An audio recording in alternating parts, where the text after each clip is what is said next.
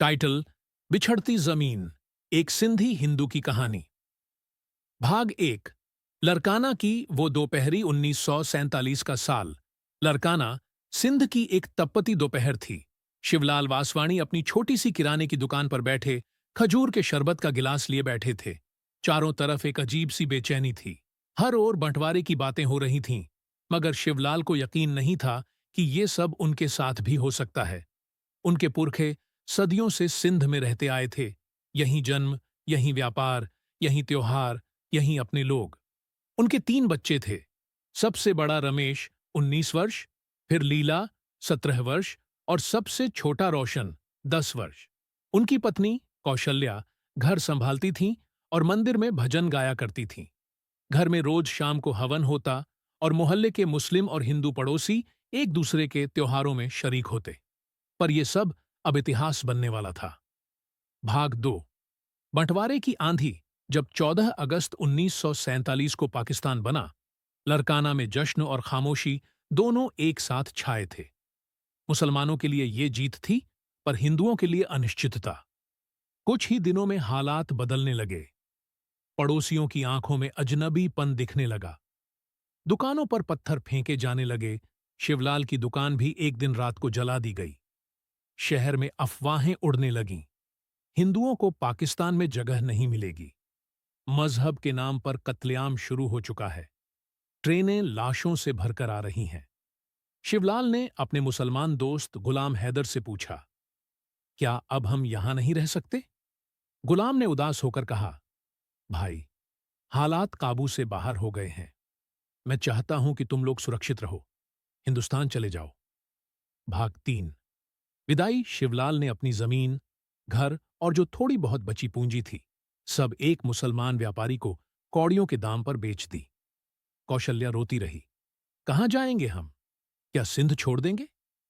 रमेश गुस्से में था। क्यों भागें हम? हमने क्या गलती की है? मगर शिवलाल जानते थे, अब सिंध उनकी नहीं रही। उन्होंने लरकाना रेलवे स्टेशन से हैदराबाद सिंध, फिर वहां से कराची और फिर बोट से बंबई जाने का प्रबंध किया।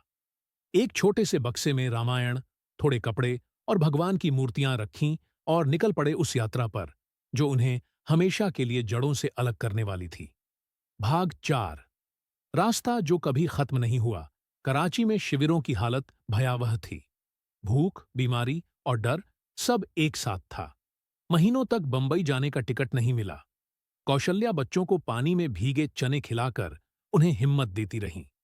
लीला ने देखा कि एक मुस्लिम औरत अपनी नवजात बच्ची को अनाथ शिविर में छोड़ गई थी। यह इंसानियत की भी हार थी। आखिरकार एक नाव मिली जो उन्हें बंबई ले गई। समंदर की लहरों पर बैठी कौशल्या ने पीछे मुड़कर कराची की रोशनी को देखा। वो हमारा सिंध था, उन्होंने कहा। अब बस यादें हैं। भाग 5। नया भारत, नई पहचान। बंबई पहुंचते ही वो सिंधी कॉलोनी के एक कैंप में रहने लगे।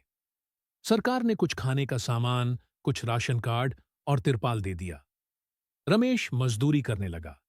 लीला ने बच्चों को ट्यूशन देना शुरू किया और शिवलाल ने फिर से एक छोटी सी दुकान लगा ली। इस बार बंबई की सड़कों पर सिंधी समुदाय के हजारों लोग अलग अलग हिस्सों से आए थे। हैदराबाद, शिकारपुर, सुक्खुर, मीरपुर खास। सबकी एक ही कहानी थी, बिछड़ना। मगर सबने हार नहीं मानी। धीरे धीरे कैंप कॉलोनी एक बस्ती बनी, बस्ती से मोहल्ला और फिर समाज। सिंधी स्कूल खुला, मंदिर बना और हर साल छेटी चंद बड़े धूमधाम से मनाया जाने लगा। कौशल्या ने भजन मंडली शुरू की और लीला की शादी उसी मोहल्ले के एक डॉक्टर से तय हो गई। भाग 6। सवाल जो अब भी जिंदा हैं। सालों बीत गए।